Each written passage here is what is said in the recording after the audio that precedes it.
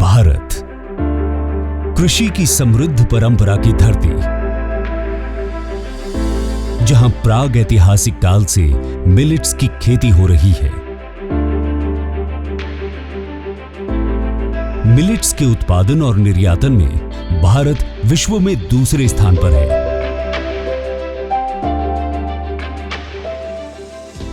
भारत और दुनिया भर में दीर्घकालिक आहार श्रृंखला बनाने में मिलेट्स एक अहम भूमिका निभा सकता है। इस स्पष्ट सोच के साथ भारत सरकार ने वर्ष 2018 को मिलेट्स के राष्ट्रीय वर्ष के तौर पर मनाया था। भारत ने संयुक्त राष्ट्र संघ में 2023 को मिलेट्स का अंतर्राष्ट्रीय वर्ष घोषित करने का प्रस्ताव भी रखा। 72 देशों के समर्थन से संयुक्त राष्ट्र जनरल असेंबली ने 5 मार्च 2021 को इस प्रस्ताव को औपचारिक मान्यता दी।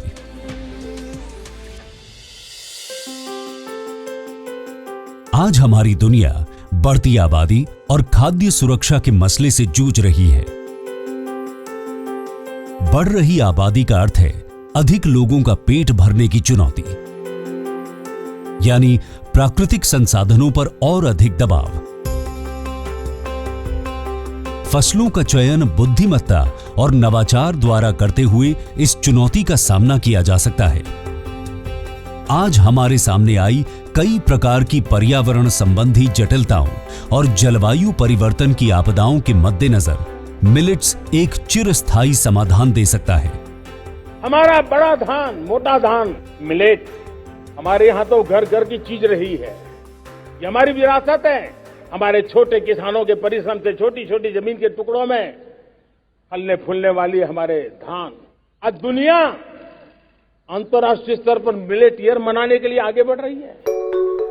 संयुक्त राष्ट्र की घोषणा इसी दिशा में मोटा धान या मोटा अनाज यानी मिलेट्स की मौसम प्रतिरोधक क्षमता और पोषक गुणों के प्रति जागरूकता बढ़ाने तथा इसके स्थायी और अधिक उत्पादन और उपयोग के माध्यम से विविधतापूर्ण, संतुलित और सेहतमंद भोजन को लोकप्रिय बनाने का वैश्विक प्रयास है।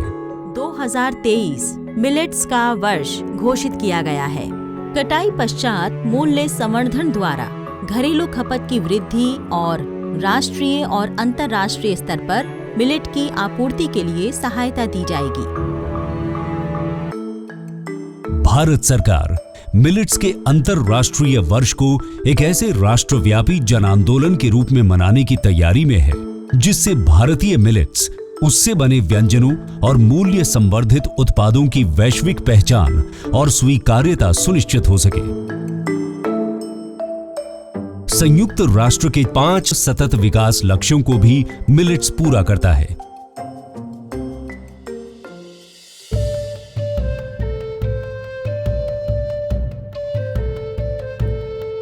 भारतीय हरित क्रांति का लक्ष्य आत्मनिर्भरता और खाद्य सुरक्षा को हासिल करना था, जिसके लिए यहां बड़े पैमाने पर धान एवं गेहूं की अधिक उपज वाली किस्मों के विकास पर जोर दिया गया।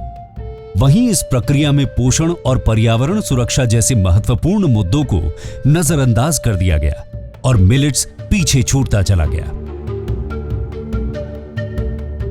किसान मिलेट्स से दूर हो गए, अधिक मुनाफे वाली फसलों को अपनाने लगे ताकि अपनी लागत निकाल सके और लाभ कमा सके। लेकिन अब समय आ चुका है कि अपनाया जाए मिलेट्स को, जो चिरस्थायी जलवायु परिवर्तन से अप्रभावित पोषण से भरपूर समाधान है और भू संपदाओं पर बिना अत्यधिक दबाव डाले एक बड़ी आबादी का पेट भर सकता है। भारत में राजस्थान मिलेट्स उत्पादन में अव्वल है।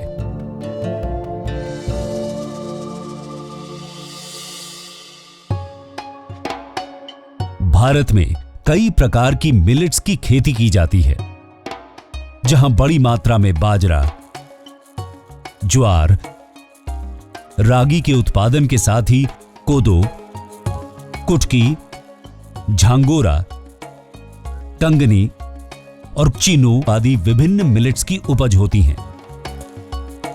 मिलेट्स प्रतिकूल परिस्थितियों को झेलने वाली फसल हैं और इनको बहुत अधिक सिंचाई की जरूरत नहीं होती, तभी तो इन्हें सूखे की फसल भी कहते हैं और इन्हें शुष्क और बंजर इलाकों में भी उगा सकते हैं।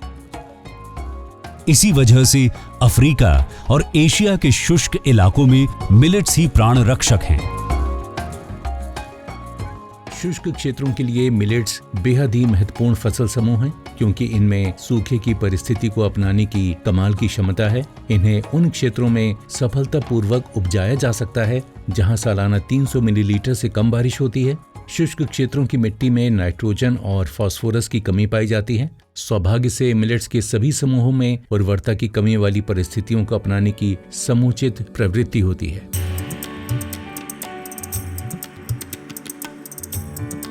विशेषज्ञ मिलेट्स को स्मार्ट फूड कहकर बुलाते हैं, जो वैकल्पिक फसल के तौर पर प्रामाणिक रूप से किसानों के लिए बेहतर है, उपभोक्ताओं के लिए बेहतर है और हमारी पृथ्वी के लिए भी बेहतर है। स्मार्ट फूड वो हैं जो एक उपभोक्ता के रूप में आपके लिए अच्छा हो, क्योंकि ये बहुत अधिक पोषक है। ये हमारी पृथ्वी के लिए भी अच्छा है, क्योंकि ये पर्यावरण के संतुलन में सहायक और जलवायु के प्रति सहनशील है। और किसानों के लिए भी अच्छा है, क्योंकि जब वो इसे उगाएंगे तो ये उनकी जीविका के अवसर को बेहतर करने में मदद करेगा।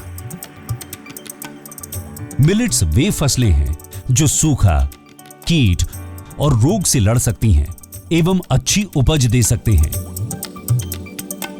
और इनका भोजन, पशु चारा तथा बायो ईंधन जैसे कई उपयोग हैं। साथ ही मिलेट्स का कृषि चक्र केवल 70 से 90 दिनों का होता है, जिस कारण किसान साल में 2 से 3 फसल लेकर अपनी उपज बढ़ा सकते हैं। भारत के शुष्क क्षेत्रों में बाजरा की सफल फसल लेने का मूल मंत्र है कि वो कम से कम दिनों में पक जाए। इसलिए काजरे ने पिछले 5 साल के गहन अनुसंधान के साथ कुछ बाजरा की ऐसी किस्में बनाई हैं, ऐसे हाइब्रिड्स बनाए हैं जो मात्र 62 दिन में पक जाते हैं। इसके साथ साथ इसका जो तना है वो बिल्कुल हरा रहता है, जो एनिमल फीड के लिए ये बहुत उपयुक्त है और इससे आप एनिमल फीड के साथ साथ ग्रेन भी आप उत्पादित कर सकते हैं।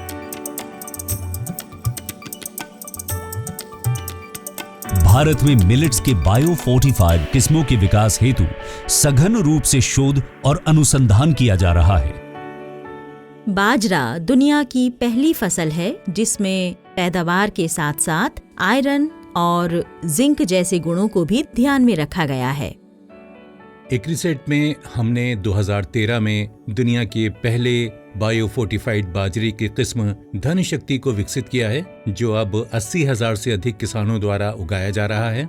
इसी तरह 2018 में हमने परभणी शक्ति नामक ज्वार की किस्म विकसित की है, जो कि अब 50,000 किसानों द्वारा उगाया जा रहा है। बाजरा की उत्पादकता 1950 के दशक के 350 किलोग्राम प्रति हेक्टेयर से बढ़कर पिछले साल 1391 किलोग्राम प्रति हेक्टेयर हो चुकी है। अब तक बाजरे की करीब 195 हाइब्रिड प्रजातियां और 67 वैरायटी आ चुकी हैं। इक्रीसैट में एक समर्पित जीन बैंक स्थापित कर मिलेट की पारंपरिक किस्मों और अन्य किस्मों के माध्यम से नए गुणों वाले मिलेट्स के विकास की संभावनाएं तलाशी जा रही हैं। हम लगभग 1,29,000 पौध प्रजातियों का संरक्षण कर रहे हैं, जिनमें से 78,000 तो सिर्फ मिलेट्स की प्रजातियां हैं। विगत वर्षों में हमने 15,70,000 नमूनों का वितरण दुनिया के 149 देशों में किया है, जिनमें से 7,80,000 नमूने केवल मिलेट्स के ही थे। इससे इनकी उत्पादकता, रोग प्रतिरोधकता और पोषण गुणवत्ता पर बहुत प्रभाव पड़ा है।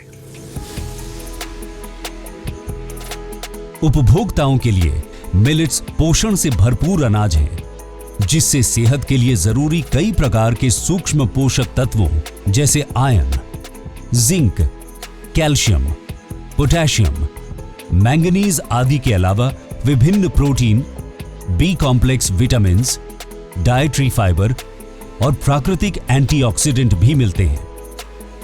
हमने स्कूल भोजन पर अध्ययन करवाया है जिसने ये दर्शाया कि बायोफोर्टिफाइड मिलेट्स को खाने से स्कूली बच्चों को एनीमिया में कमी आई और उनकी शारीरिक विकास और बुद्धिमत्ता में सुधार हुआ है। मिलेट्स के दानों में मौजूद कार्बोहाइड्रेट फाइबर के साथ गूंथे हुए होते हैं, जिससे ग्लूकोज धीमी गति और स्थिरता के साथ रक्त प्रवाह में आकर मिलता है और ग्लूकोज असंतुलन दूर हो जाता है। एक बार ग्लूकोज असंतुलन दूर हो जाए तो हमारे अंदर रहने वाले सूक्ष्म जीव जो हमारे लिए नुकसानदेह नहीं है बल्कि हमारे सहजीवी हैं, हमारे पेट में दोबारा से फलने फूलने लगते हैं। अगर आहार सही है तो किसी दवा की जरूरत नहीं है और आहार गलत है तो कोई दवा मदद नहीं कर सकती है।